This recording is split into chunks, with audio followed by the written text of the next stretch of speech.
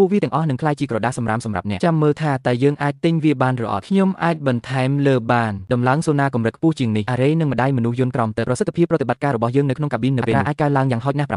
ដងព្រះជាម្ចាស់ឲ្យនោះមិនមានន័យថាយើងក្នុងមួយខែលុយចាយបានមួយឆ្នាំអ្នកសមនឹងទទួលបានវាមកវិញទាំងអស់ហើយលីនសិនការផ្ដល់ជូនតម្លៃទាបជាងជាថ្នូរនឹងកិច្ចសន្យាយូរជាងនេះក្នុងកណេរបស់យើងឥឡូវនេះអស់ហើយជីនមានលុយច្រើនដើម្បីទិញ iPhone យើងត្រូវការជ្រើសរើសបុគ្គលិកដែលមានបទពិសោធន៍ដែលខ្ញុំមិនអីទេខ្ញុំនឹងតាក់ទងម្ចាស់ទូបើគ្មានលើក្រោយទេយើងអាចនិយាយគ្នាម្ដងទៀតពិភាក្សាអំពីបញ្ហាមួយផ្សេងទៀតមុនពេលផ្ទេរកម្មសិទ្ធិទៅកន្លែងផលិតឧបករណ៍ដើម្បីពិនិត្យការថែទាំនិងជួសជុលដ៏ទូលំទូលាយយើងបានរៀបចំផែនការសម្រាប់រសៀលនេះរួចហើយខ្ញុំនឹងតាក់ទងអ្នកម្ដងទៀតនៅពេលអ្នកមកដល់កន្លែងដែលធ្លាប់ធ្វើការជាមួយយើងបងប្អូនចាស់ដែលនៅរស់ទាំងអស់សុទ្ធតែមានវាអាចទុកចិត្តបានខ្លាំងណាស់អស្ចារ្យណាស់កំពុងរងចាំរបស់ខ្ញុំមកដល់ហើយចូលយើងមើលថាតើកញ្ជ្រោងចាស់មកពីគ្រួសារចូលនោះអាចប្រើអ្វីដើម្បីប្រយុទ្ធនឹងយើងអ្នកមិនលេងសើចទេមែនទេមេឃល្អណាស់ហេតុអ្វីបានជាវាស្រាប់តែខ្ញុំលេងលក់វាទៀតហើយខ្ញុំមិនពេញចិត្តនឹងតម្លៃនោះទេយើងអាចបន្ថែមវាបានវាមិនមែនជាបញ្ហាតម្លៃទេហេតុអ្វីបានជាដូច្នេះ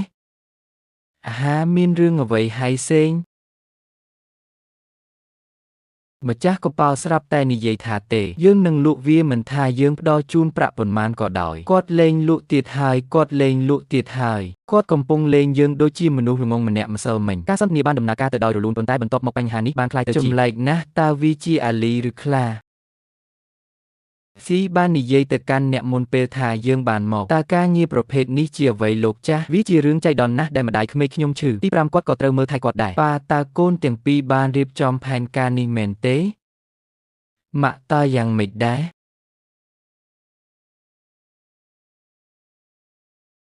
វាពិតជាចម្លែកណាស់យើងបានស្វែងរកគ្រប់ទីកន្លែងហើយការព្យួររកទាំងអស់នៅទាំងមូលកប៉ាល់ដែលលក់ដោយម៉ាកយីហោត្រូវតែមួយខ្ញុំបានឮថាវាមកពីសិប្បកររបស់យើងប្រសិនបើអ្នកចង់ទិញទូកតើអ្នកគួររៀបបញ្ជីវាទេការហៅទូរស័ព្ទបាននិយាយថាកប៉ាល់នោះបានខ្ញុំមិនត្រឹមតែលក់ទូកនោះទេខ្ញុំថែមទាំងបានទៅរកវាទៀតកម្មករទាំងអស់ដែលយើងធ្លាប់ធ្វើការជាមួយពីមុនឈ្មួញកណ្ដាលណាហ៊ានធ្វើខ្ញុំក៏បានទៅចូលរួមកម្មវិធីណែនាំក្រុមផងដែរខាងជួសជុលជាច្រើនដែលខ្ញុំតែញឹកញាប់ថៅកែរបស់ពួកគេសុទ្ធតែដូចជាអ្នកញៀនល្បែងស៊ីសងខ្ញុំដូចជាព្រះមួយអង្គលាក់ខ្លួនពីអ្នកខ្ញុំបានសាកសួរតាមរយៈទំនាក់ទំនងមួយចំនួនគឺលោកដែលបានធ្វើសេចក្តីថ្លែងការណ៍នេះតើអ្នកណាហ៊ានរញ៉េញ៉ៃជាមួយយើងការជួញដូរអាជីវកម្មណាមួយគឺគាត់គឺជាស្ត្រូវរបស់ជូហ្វេនសៀងប្រតិបត្តិការនៅភាគខាងត្បូងទីក្រុងអស់រយៈពេលជាច្រើនទីនេះក្នុងឆ្នាំនោះកម្មករកំពុងផែននៅហាងនីមួយគាត់មានបំណុលទិញញោតាធរចំពោះមនុស្សគ្រប់គ្នាប្រយោគមួយបានធ្វើឲ្យយើងខ្លាចជាមនុស្សឥឡូវនេះយើងនៅលើកោះស្ងាត់ជ្រុងមួយស្ថានភាពគឺថាមានកន្លែងនេសាទល្អបំផុតនៅលើពិភពលោកមានបច្ចេកទេសនេសាទកម្រិតខ្ពស់ការបញ្ជាទិញពីទីផ្សារប៉ុន្តែយើងមិនមានកប៉ាល់ទេគ្មាននរណាម្នាក់កំពុងធ្វើវាពិតប្រាកដនោះទេសូម្បីតែប្រេងដែលហូរចូលសមុទ្រវាមិនអាចបន្ថែមទៅក្នុងក្រុមហ៊ុនរបស់យើងបានទេអ្នកបាននិយាយថាគេហទំព័រនេះបានបិទរួចហើយលីនសិនតើយើងគួរធ្វើអ្វីឥឡូវនេះ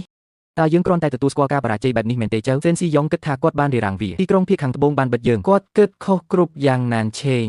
លក់ទូកឲ្យយើងហើយយើងនឹងទៅបរទេសយើងទិញក្នុងស្រុកមិនមែនទិញមួយទឹកទេយើងបញ្ជាទិញកប៉ាល់ដោយផ្ទាល់ដែលជារបស់កប៉ាល់ថ្មីស្រឡាងរបស់យើងផ្ទាល់គឺនោះនឹងត្រូវការលុយបន្ថែមទៀតហើយរយៈពេលនេះវែងណាស់ខ្ញុំនឹងទៅពួកគេកំពុងពិភាក្សាអំពីកិច្ចព្រមព្រៀងផ្គត់ផ្គង់បង្ហាញវាដល់ពួកគេហើយខ្ញុំជឿថាពួកគេនឹងធ្វើដូច្នោះមែនដើម្បីធានាបាននូវប្រភពទានដែលមានស្ថិរភាពការទូទាត់ជាមុននៃការបង់ប្រាក់ជាមុនជូហ្វេងជាអ្នកវិនិយោគទុនចង់ប្រើវិធីសាស្ត្រហួសសម័យរបស់គាត់ច្បាប់ដែលមិនបានសរសេរនៃវិជ្ជាជីវៈប្រសិនបើយើងជាប់គាំងនៅទីនេះនោះយើងនឹងចាប់ផ្ដើមពីគាត់ត្រូវបានចាញ់ទាំងស្រុងពីខាងក្រៅមិនមែនយើងទេដែលត្រូវគេរារាំងគឺពួកគេទៅវិញទេគាត់បានដាក់ខ្លួនគាត់នឹងភាគខាងត្បូងទាំងមូលឧស្សាហកម្មនេសាទរបស់ទីក្រុងត្រូវបានបិទទ្វារនៅក្នុងទ្រង់ចាស់នេះផ្លូវនេះនឹងកាន់តែពិបាកប៉ុន្តែយើងនឹងដើរវាពេលវាបើកហើយយើងនឹងលេងនៅភាគខាងត្បូងទៀតហើយទូកតូចមួយនៅក្នុងទីក្រុងយើងនឹងវាកំពុងហែកឆ្លងកាត់មហាសមុទ្រទាំងមូលថ្ងៃនេះខ្ញុំនៅបាកុងនាវា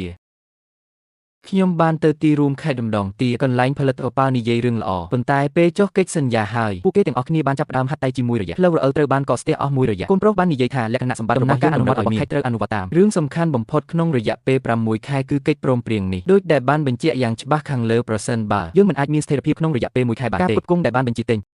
អង្គជួយចុច follow និង subscribe ចុចសញ្ញាកណ្ដឹងដើម្បីមើលវីដេអូបន្ទាប់សូមអរគុណ